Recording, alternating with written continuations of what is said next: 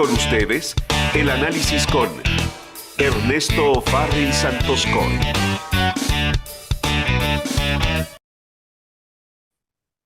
Bien, se ha estado hablando y la verdad yo no sé. Le voy a preguntar primero a Ernesto Fález Santoscoy. Tú como ciudadano mexicano y conocedor de cuestiones económicas, buenos días Ernesto. ¿Tú crees que tenga sentido hablar del Fobaproa, traer a colación el asunto del Fobaproa, un asunto de hace 30 años? ¿Hace sentido hoy discutir y echar la culpa a lo que sucedió hace 30 años para tratar de decir que el país se va a endeudar por el asunto del FOBAPROA? Buenos días. Hola, muy buenos días. Me parece que lo que se dio la semana pasada es, pues, el expresidente Cedillo tiene la idea de criticar sobre todo la reforma judicial y escribe un artículo y en base a eso, pues hay una respuesta desde la mañanera y el estilo de la mañanera, no nada más de ahora, sino desde el sexenio pasado, es en lugar de irse a contestar, digamos, la acusación directamente, se va a la descalificación de la persona. Así fue en el pasado y así está siendo de nueva cuenta.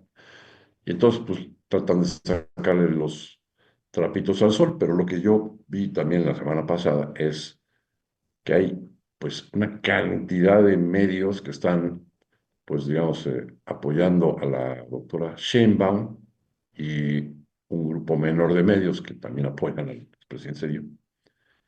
Y ahí lo que observé fue una cantidad de sandeces impresionante, donde se denota la ignorancia, ¿no? de los hechos, y por eso creo que, bueno, pues ya que está eh, todo esto en el aire, sí creo que vale la pena hacer algún comentario donde Sí, se hagan algunas precisiones de cómo sucedieron las cosas, pues para tener mejor información sí, para hacer juicios. hicimos eso porque hoy el grueso de la población, o sea, no vivió FOBAPROA.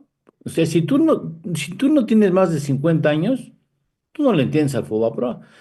O sea, no lo entiendes porque no te tocó la necesidad de analizar lo que estaba sucediendo, la discusión en el momento, la crisis del 95 O no y, tuviste un y crédito, o no no tenías un tuviste, crédito sí, hubo y estás personas que se. atorado a punto de perder tu casa, por ejemplo, ¿no? No, hubo personas que se quitaron la vida, hubo personas que se quitaron la vida, que se suicidaron por no haber podido, pues la crisis arrasó a todos y muchas personas perdieron sus casas o acabaron pagando varias veces su casa, mucha gente perdió el empleo, o sea, mucha gente se le complicó las cosas. Es una de las crisis más fuertes que hemos vivido en el país, en mucho, y mire que en este país ha vivido crisis económicas. Pero las cosas estuvo del carajo. Hoy hablar del Fobapro y decir, como lo argumentó en la jornada, de que vamos a endeudarnos por lo de Fobapro, se me hace de verdaderamente, no sé de dónde lo quieren argumentar. Por eso decidimos hacer las cosas. Y esperemos que por última vez referirnos a este asunto, porque hay cosas mucho más graves e importantes, como te decíamos, Ernesto. Como ciudadano, yo la verdad tengo mis serias dudas. Deberíamos permitir que el ejército norteamericano intervenga en territorio nacional para combatir a los narcos. O sea, ese es un tema. La necesidad de ya ofrecer las cabezas de políticos que han estado involucrados, el ya definir quiénes diablos están atrás del huachicol fiscal, del contrabando de combustible. Esos son temas fundamentales, ¿no? Eh, pero Fobaproa me parece que ya es un despropósito hablar todavía del Fobaproa, sobre todo cuando hay ejemplos recientes de endeudamientos inconcebibles que condenan a mexicanos a pagar 2 años de una economía muy complicada en 25 y el 26 por la manera en que se condujo de manera irresponsable el anterior presidente del país, Ernesto. Bueno, pues la historia de este país es precisamente conducciones irresponsables. Claro. A ver, dime, ¿cómo la ¿No? ves? A ver, antes me gustaría, es un tema delicado, ¿eh? Y me disculpo por plantearlo así. ¿Tú verías bien que el ejército norteamericano interviniera militarmente en territorio mexicano? ¿Operación con el gobierno mexicano? Sí, Sí. en coordinación con el gobierno Sí, mexicano. ¿por qué? Pues porque tenemos 30 años en que vemos cómo crece la potencia, el armamento, el despliegue de las organizaciones criminales y no hacemos nada. Pero hay una complicidad Sí, de las Fuerzas Armadas mexicanas y de los gobiernos eh, de los tres niveles, ¿no? En sí, donde pues, quien está sufriendo es la población. Entonces, pues, si nos puede echar una mano y de esta manera terminar con esta pesadilla, oye, yo sí tengo parientes cercanos que fueron acribillados por los narcotraficantes. sí. Sí Oh, tengo primos hermanos que murieron por eso, qué barbaridad. ¿no? O sea, Bueno, pues, hay muchísima gente así. Un negocio que le puse a mis hijos, pues lo tuvimos que cerrar por la extorsión. frente a la Alameda, ¿eh? O frente a la, o sea, no en la periferia, ¿no? Frente a la Alameda. Así es. Y con todo y que se le había apresado a este individuo, los sacan a los 6 meses y vuelve a hacer de las suyas, ¿no? Ya. Pero bueno, ya Pero bueno, pusimos el punto de vista, vamos ahora al asunto del fútbol, bro. Explícanos. bien. Quiero, antes de hablar de la crisis del 94, hablar de la crisis del 82, para tratar de explicar cómo se tomaron las medidas para afrontar esas crisis, ambos casos, y para que nuestro auditorio pues, pueda tener elementos para comparar y juzgar. En el año 82, después de 2 sexenios, digamos, estaba terminando el segundo, de presidencias populistas o populacheras que sobreendeudaron ambas al país de una manera totalmente irresponsable, incluso con deuda externa, pues se dio la crisis del 82. Pero bueno, lo que sucedía en el mundo es que los precios del petróleo habían subido desde finales de los 70 con el embargo petrolero y a precios muy altos del petróleo, pues los países productores, principalmente los del Medio Oriente, los árabes, pues tenían un exceso de dólares y entonces esos dólares fueron a parar a bancos internacionales, a bancos privados ingleses, alemanes, sobre todo americanos, suizos, y estos bancos tenían también exceso de liquidez y entonces se pusieron a colocar de manera irresponsable créditos por todos lados. Y uno de los targets, de los objetivos, pues fue la economía mexicana, que era también una potencia petrolera. Entonces, con la combinación de gobiernos populistas, Echeverría, López Portillo, con enormes déficits fiscales y el exceso de liquidez mundial, pues facilitó ese endeudamiento excesivo e irresponsable. Cambian las cosas, baja el precio del petróleo y de la noche a la mañana se interrumpe el flujo de crédito y México entra en default de la deuda a principios del 82, ¿no? Entonces, al no poder pagar la deuda, pues que se veía venir, pues hubo una fuga de capitales y con esa fuga de capitales, pues las reservas, pues prácticamente las reservas en el Banco Central se vaciaron y del otro lado tenías una deuda enorme que era impagable porque México no generaba los suficientes dólares más que por el petróleo, ¿no? El 60-70% de la balanza comercial era exportación de petróleo y no había más. Creo que es una economía que venía de la época del desarrollo estabilizador, de la protección irracional, ¿no? Excesiva de los industriales, que pues, por lo tanto producían caro y de mala calidad, entonces pues, no teníamos cómo exportar. Así suceden las cosas y entonces se llega a una decisión que se anuncia el 1 de septiembre del año 82, una serie de decisiones que me gustaría analizar. La primera es la estatización de toda la banca comercial privada. Todos los bancos pasan de un día a otro a ser propiedad del Estado mexicano. Y además se les acusa a los banqueros de haber vaciado las arcas del país, las reservas, ¿no? Y el presidente dice, no, nos volverán a saquear, y se hace la devaluación. Y por otro lado se anuncia el control de cambios. De ahora en adelante va a haber dos tipos de cambio en lugar de uno solo, que era tipo de cambio fijo, y ahora hay dos tipos de cambio, uno controlado y otro libre. Y pues todas las divisas tienen un control de cambio, si queda una parte libre, ¿verdad? Pero además en el lado, vamos a decir, ilegal, en el lado oscuro, y entonces pues se abre muchísimo el spread entre el tipo de cambio libre y el controlado. ¿Qué nivel? Pues el tipo de cambio controlado que antes de la devaluación estaba por ahí 18, 19 pesos, se va a 70 y el tipo de cambio libre pues, se va arriba de 100, ¿no? Y es el verdadero tipo de cambio. Bueno, pues pero junto con esto hubo otras medidas.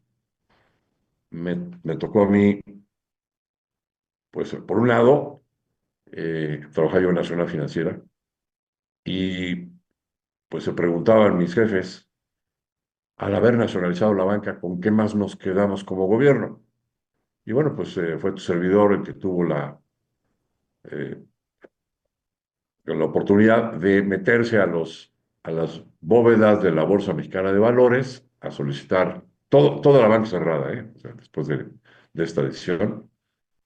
Pero pues tuve acceso a las bóvedas de la Bolsa Mexicana de Valores, donde estaban las actas de asambleas de las empresas en bolsa, y ahí pude hacer un inventario, tuve varios de esos metido, ¿no?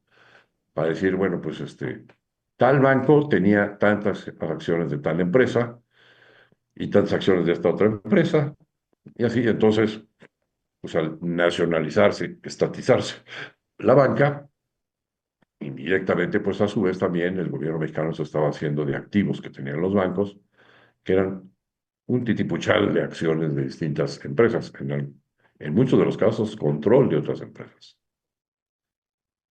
¿Por qué? Pues porque en aquel entonces los grupos industriales, o por ejemplo el grupo que antes se llamaba Visa, que ahora sería el equivalente a FEMSA, pues tenía al Banco de Londres y México, que luego se convirtió en Serfín cuando se hizo la banca múltiple, y ese Banco Serfín pues, tenía una serie de empresas, y entonces, pues en realidad el grupo, ahora FEMSA, pues tenía como ejes principal lo que estaba dentro de la panza del banco, y entonces al estatizarse ese banco, pues se hacían a su vez, el gobierno se hacía de el control de varias empresas que pertenecían a ese grupo industrial. Y así te puedo decir de varios otros grupos empresariales, ¿no? Pero pues aquí como anécdota, al único que vi que no tenía así estructurado su grupo empresarial fue el señor Alberto Balleros, tenía una empresa Albacorp y todas sus empresas estaban afuera del banco, entonces pues se estatizó el banco,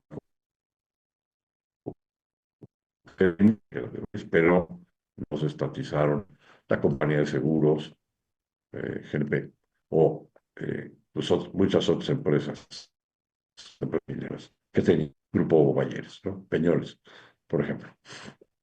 Bueno, entonces eh, quiero llamar la atención sobre esto.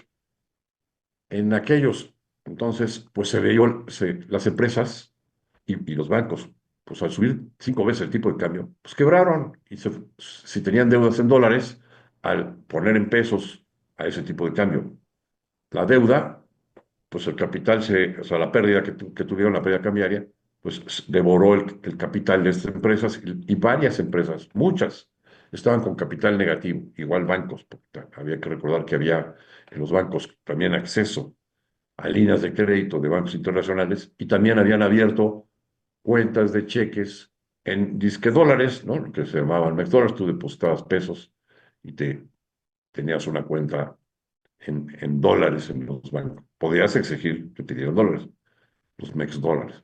Entonces, estos pasivos de los bancos pues, también hicieron que la banca tuviera capital negativo tomada la decisión de la devaluación y de la estatización de los bancos. Entonces, por aquellos entonces había un joven doctor en economía que trabajaba como jefe de asesores en el Banco de México, que pues tuvo la idea de generar un mecanismo de protección cambiaria a las empresas. Ese mecanismo se llamó FICORCA y a mí me tocó verlo desde Nacional Financiera, ¿no? Opinar sobre el mecanismo. Y bueno, pues ese mecanismo fue eh, muy exitoso porque permitió que las empresas en poco tiempo pudieran salir de una situación de capital negativo a recuperar capital, pasar a positivo y además pagar sus deudas. Porque el FICORCA lo que hizo es, tú tienes crédito en dólares, pues éntrale acá y vas a ir pagando primero poquito y van a ser pagos crecientes en el tiempo y pues al final vas a estar pagando cantidades importantes, pero en los primeros años pues te vas a hacer, si tienes alguna actividad económica, ¿no? Vas a hacerte de caja, vas a hacer liquidez para afrontar eh, tus pasivos. Pero además, con este mecanismo de FICORCA, pues tienes un tipo de cambio fijo y entonces si hay futuras devaluaciones, tu empresa pues ya no vas a tener que pagar estos pasivos en dólares a un tipo de cambio más alto porque ya aseguraste el tipo de cambio. Eso fue el FICORCA y el creador fue el doctor Ernesto Zedillo. La clave del éxito, porque sí, como analista de bolsa, te diría, me tocó observar cómo las empresas totalmente quebradas en el año 82, en unos cuantos años, 83, 84, pues ya tenían excedentes de caja y pudieron prepagar sus créditos. Fíjate que la clave de este mecanismo es que al momento en que se dio la devaluación y la estatización de la banca, el gobierno mexicano acordó con el Tesoro de los Estados Unidos que todos los créditos hacia empresas y bancos mexicanos, fíjate bien, en automático se fueron a 8 años de plazo, un nuevo plazo para pagar el crédito, y con 3 años de gracia. Y sobre esa medida fue verdaderamente inteligente. Los bancos americanos no sufrieron en su cartera vencida de manera inmediata lo que tenían asignado a empresas mexicanas. Pero a su vez, con este mecanismo de FICORCA que permitía pagar poquito al principio y pagar más fuerte al final, pues se hicieron de caja las empresas, fijaron el tipo de cambio y pudieron ir prepagando. Me consta, como analista de bolsa, te digo, en el quinto año ya había muchísimas empresas de las que cotizaban en bolsa, que había mucho más empresas que ahora, pues ya habían prepagado sus créditos, porque habían hecho liquidez en los primeros años con este maravilloso mecanismo que fue el FICORCA. Todo esto lo comento para darle a conocer a nuestro amable auditorio que sí había un hombre sumamente letrado, preparado para afrontar crisis financieras en este país, un funcionario público que se llamaba el doctor Ernesto Zedillo.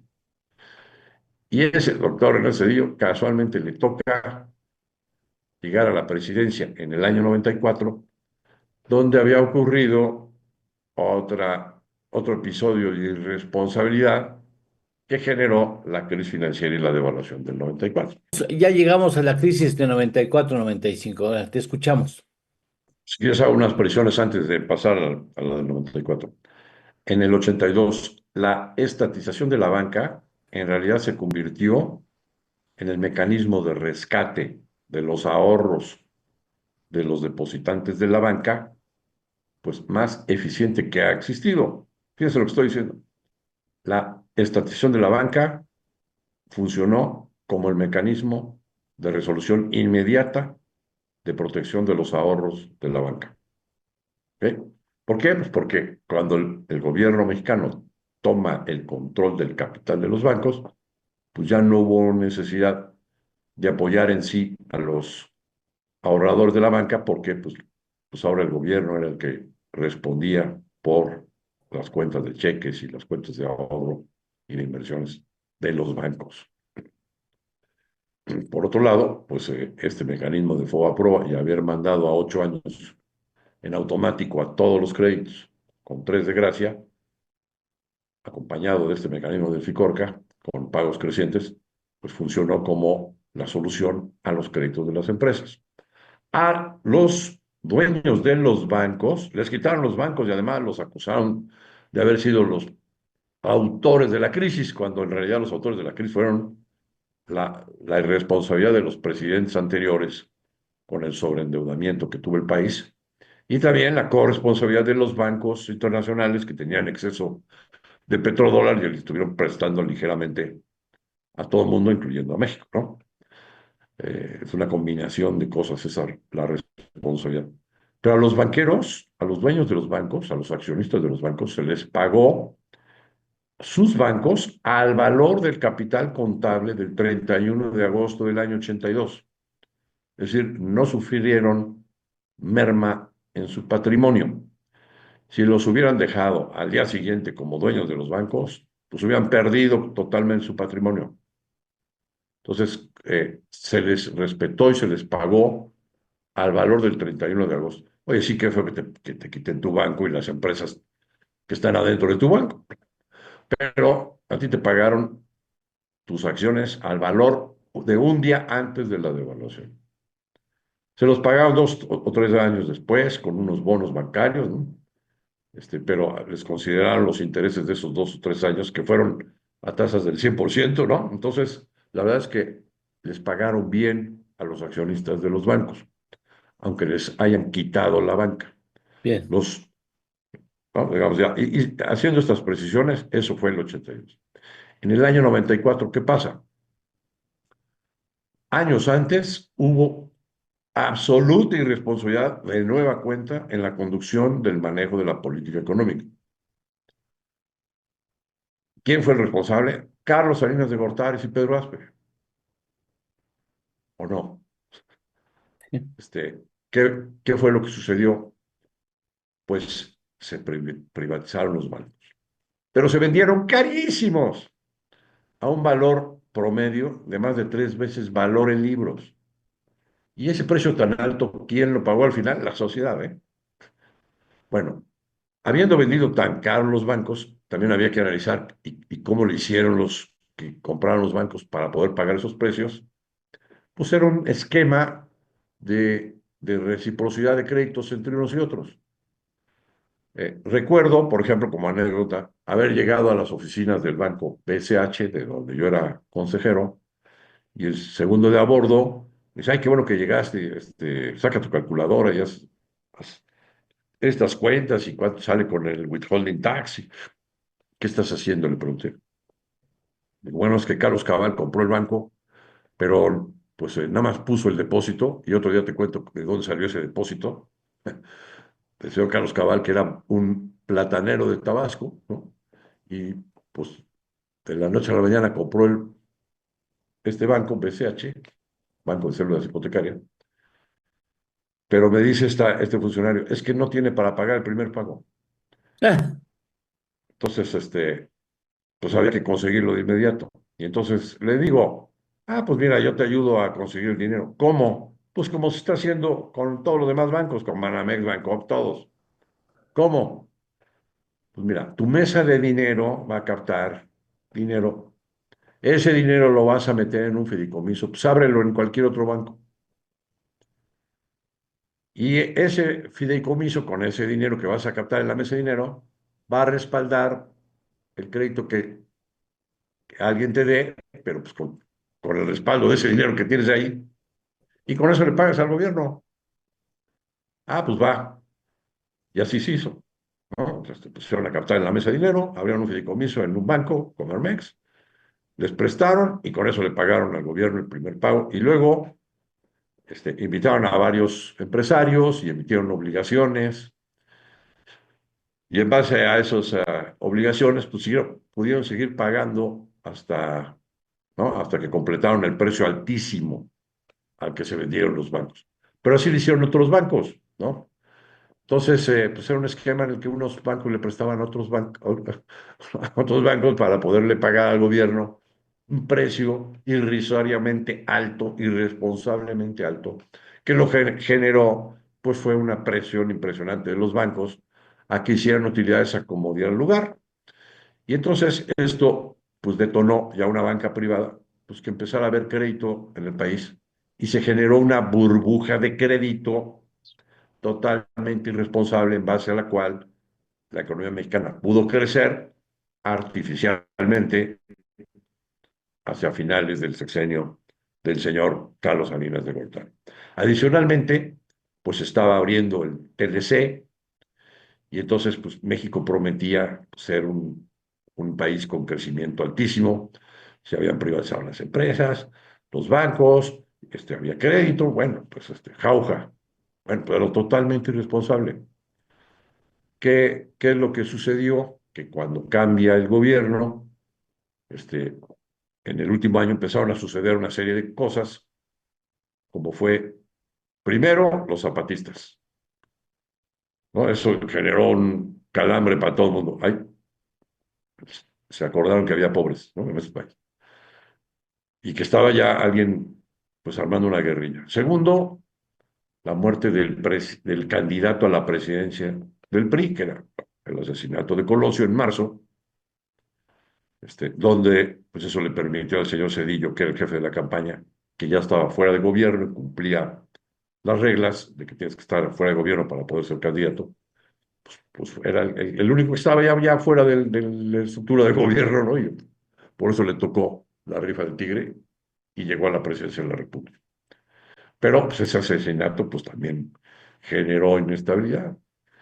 Habría que recordarle a nuestro amable auditorio que casualmente no hubo devaluación al asesinato de Colosio. No hubo tal devaluación. Y pues quizás vale la pena aquí hacer un paréntesis y contar como anécdota que pues a mí me tocó participar o ser responsable de que no hubiera la devaluación a la muerte de Colosio.